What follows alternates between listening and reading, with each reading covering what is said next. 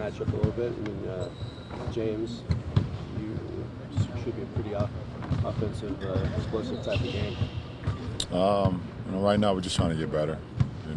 Try to figure things out, and every game is another opportunity for us to kind of get our chemistry down, get our movement down, get the way we want to play.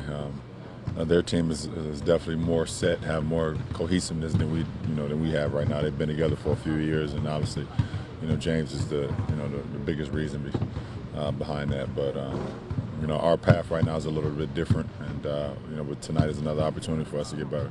Given the cohesiveness that the Clippers had in the last 4 or 5 years, what was your reaction to the trade of Chris Paul here back in the summertime? I really didn't have much reaction to it. I speak to Chris every single day, and before it happened, he told me, so I already knew, so I didn't have a reaction to it. I know every year, every challenge is different, and every year takes on its own kind of tenor. But yeah. What's different or interesting about this one so far, you think?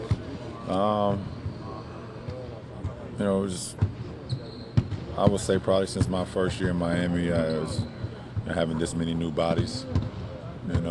For me, my first year in Miami, obviously I hadn't played with none of those guys, up until that point. And I'm a big cohesiveness and rhythm and camaraderie guy. And this year we added 7 new guys to our roster, and we've had some different lineups and guys in and out, including myself in the preseason, and it kind of slow track what we want to do as a unit. So every game is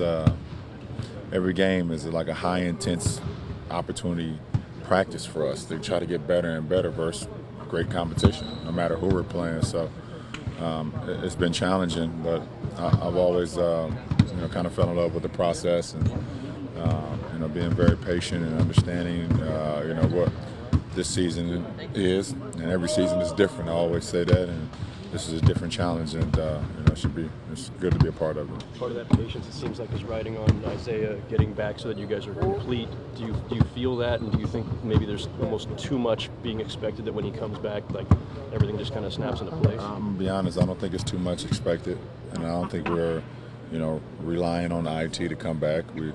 We want him to take his time, and when he feels that he's ready, then he's going to fit right in. But we can't rely on just one person. We can't rely on just one person anyway for us to be as good as we want to be.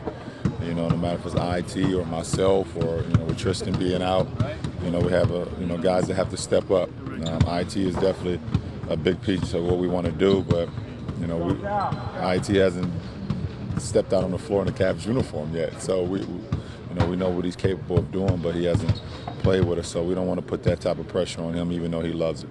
How much of the choppiness being put up to the fact that not only there's the 7 new guys, but unlike Miami, most of those guys are older players and may need a little more time to kind of get into the stride?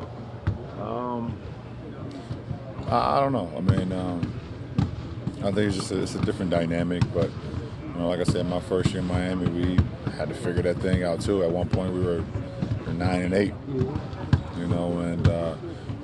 and you just got to try to just figure it out. And you watch film, you get better. You get on the floor, you compete, and figure things out. And things are not going to always be as good as you would like it to be, or you figure it should be. So, but.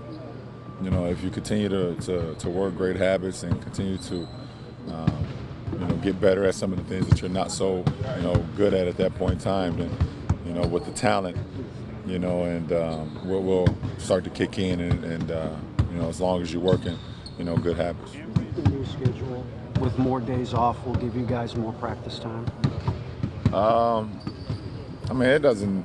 I don't know. Even people have been talking about the new schedule. It's kind of been feeling the same for me. I mean, you play back to. I mean, we had 3 or 4 back-to-backs in the first 2.5 weeks of the season. So it felt the same to me, But mentally, I just try to stay sharp no matter what, if it's a game or if it's a practice day or whatever it is, for myself. So it doesn't change for me. From a guy who's playing with CP3, can you maybe Houston fans, maybe what he'll transfer to this team and help James maybe a little bit with? No. I'm not helping Houston fans with CP. No. He brings those intangibles. CP stinks. Tell him I said it. Yeah. My approach is trying to be the best player on the court every single night, no matter who's on the court. So my approach won't change. Obviously, sometimes I just got to get better at certain things, whether it's defensively or offensively. But other than that, just trying to be the best I can be. It never changes. You feel like, and you had 56 the other night, but when you get the assists as high as they are, that it lets everybody else, all the other new guys, sort of adjust more easily than just waiting for you. In other words, the playmaking has to be there, the scoring can go up or down. The playmaking has to be there. The scoring can go up or down, doesn't matter. But if the playmaking is there, that's why my teammates know that they're going to get shots, they're going to get passes, and they're going to have opportunities to create, or score the basketball. So that's when everybody gets involved. So scoring is, I'm going to score whatever. Might not score, might miss 1,000 shots, but as long as I'm facilitating there, I get guys involved. We got a better chance of winning. As you get more and more time at point guard, obviously over a full year now, do you have a kind of a better feel for who's involved, who needs touches, and is that kind of something processing? Yeah, every game. You got to know who you're playing against, some kind of defense they like to have, and then the guys on the team. And so you might have a guy that haven't touched the ball in a couple of possessions. You might have a guy that made a couple shots in a row, so you got to just know. You might have a big that hasn't got a couple touches in a row. So that all in a flow. Then you got to find out when it's time to be aggressive. Like the other night, obviously you've got your jumper going. Is that a situation where you maybe are more aggressive to shoot? Not necessarily to shoot, but just to attack. When you attack, obviously your shot is falling, but that's when guys are getting layups and getting threes. So it's a combination of both. How quickly do you think Luke and PJ recognize where the spots are for the shooters and where they need to be when you're running? I was having a conversation with Luke a couple days ago, and I was asking how comfortable is he, I'm sure he's never played in a system like this or played this fast. He said he's comfortable. He said he's never shot this many threes before. He said, but he has no problem with it. So, he works on it every single day, him and Tuck. So as long as they get comfortable and games go by, and they get opportunities to shoot and drive, our team will be better. Have you had any games where you had to say to either Luke or PJ, every game, shoot it. More aggressive.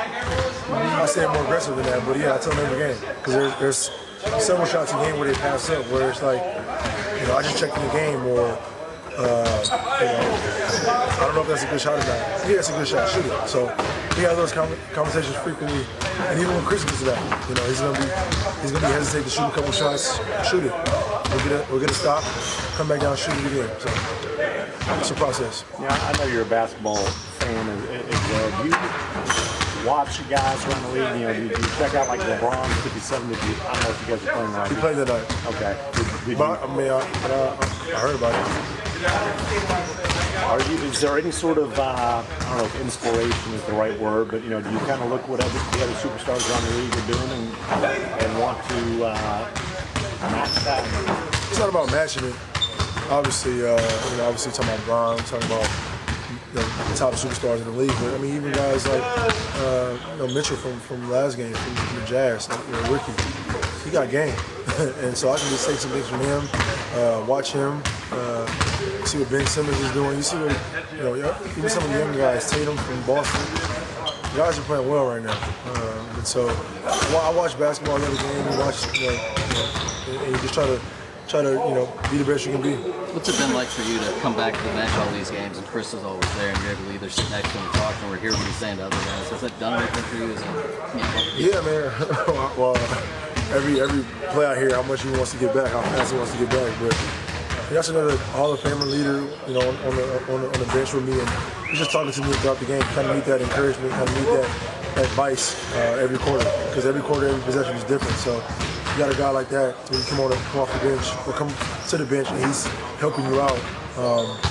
So when you get back in the game, you can be better. It helps my game.